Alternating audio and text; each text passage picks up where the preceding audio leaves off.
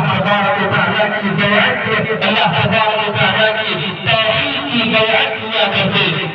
کیونکہ توحید اسلام کے ارکان میں سب سے پہلا رکن ہے، کیونکہ توحید بندوں پر عائد کردہ فرائض میں سب سے پہلا فریضہ ہے، اور تمام نیکیوں میں سب سے افضل ترین اور افضلین نیکی ہے، جس کی جانب صرف غیر مسلمانوں کو دعوت نہیں دی جائے گی بلکہ جس کی جانب مسلمانوں کو بھی بلایا جائے گا۔ دین و ایمان کی تجدید کے لیے، توحید اور عقائد کی حفاظت کے لیے مسلمانوں کو بھی دعوت دی جائے گی۔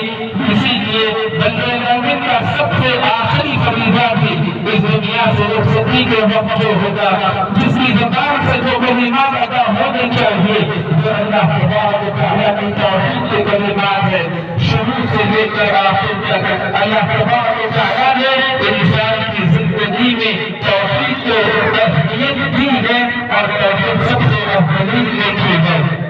اللہ اکبر، اللہ اکبر، لا الہ الا اللہ، اللہ اکبر، اللہ اکبر وللہ الحمد۔ نبی صلی اللہ علیہ وسلم سے محبت کرنا، نبی صلی اللہ علیہ وسلم کی اطاعت کرنا، نبی صلی اللہ علیہ وسلم کی اتباع کرنا ہدایت کے لیے انتہائی ضروری ہے، دین و ایمان کا ایک اٹوٹ حصہ ہے۔ حقوق العباد میں سب سے پہلا حق نبی صلی اللہ علیہ وسلم کا ہم پر عائد ہوتا ہے۔ نبی صلی اللہ علیہ وسلم کی اطاعت حقیقت میں اللہ تبارک و تعالیٰ کی اطاعت ہے۔ نبی صلی اللہ علیہ وسلم کا اہل ایمان پر ان کی جانوں سے بھی زیادہ حق بنتا ہے۔ اگر کوئی زندگی کے تمام مسائل میں نبی صلی اللہ علیہ وسلم کے فیصلوں کو تسلیم نہ کرے تو وہ بندہ مومن نہیں ہو سکتا۔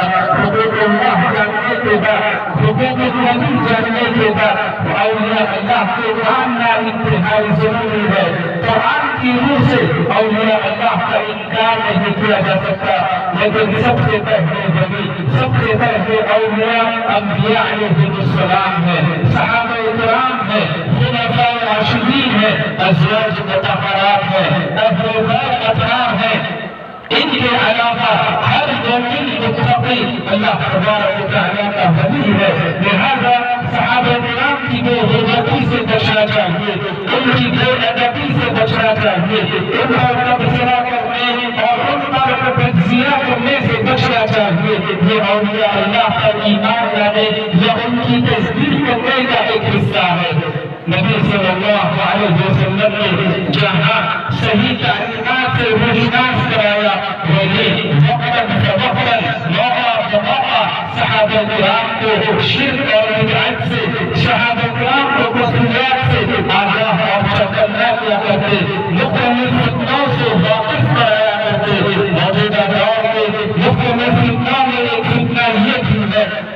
کہ یہ عقیدہ رکھا جائے کہ نعوذ باللہ اللہ تبارک و تعالیٰ ہر جگہ اور ہر چیز میں ہے، جبکہ اللہ تبارک و تعالیٰ بذات خود عرش پر مستوی ہے، لیکن علم کے اعتبار سے، مدد کے اعتبار سے، تائید اور نصرت کے اعتبار سے اپنے بندوں کے ساتھ، نیک بندوں کے ساتھ ہے، حقیقی طور پر عرش پر مستوی رہنے کے باوجود۔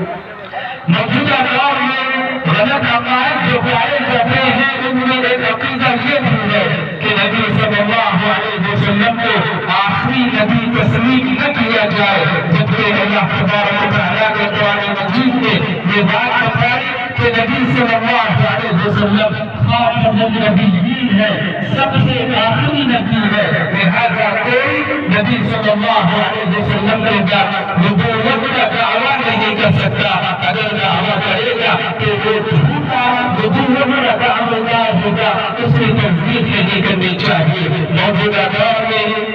قرآن کا انکار کرنے والے، موجودہ دور میں حدیث کا انکار کرنے والے، حدیث کا انکار کرتے ہوئے اپنے آپ کو اہل قرآن کہنے والے پائے جاتے ہیں۔ حقیقت میں یہ بھی گمراہ افراد ہیں جو عذاب قبر کا انکار کرتے ہیں، جادو کی حقیقت کا انکار کرتے ہیں۔ بالکل وہ افراد بھی گمراہ ہے جو گناہ کبیرہ کی وجہ سے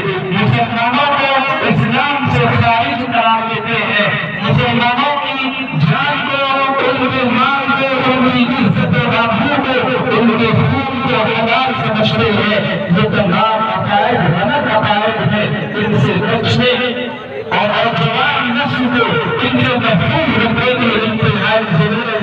ہے۔ جہاں پر ہمیں حقوق اللہ جاننا ہے، حقوق العباد کو بھی جاننا مسلمان کے فرائض میں داخل ہے۔ حقوق العباد میں ماں باپ کا حق قرآن مجید میں اللہ تبارک و تعالیٰ کے حق کے بعد اہمیت کے ساتھ بیان فرمایا۔ قرآن مجید میں بہت ساری ایسی آیات ہیں جن میں اللہ تبارک و تعالیٰ نے اللہ کے مقام و مرتبے کے بعد ماں باپ کے مقام و مرتبے کو اجاگر کیا۔ نبی صلی اللہ علیہ وسلم نے فرمایا ماں باپ کی خوشی میں ماں باپ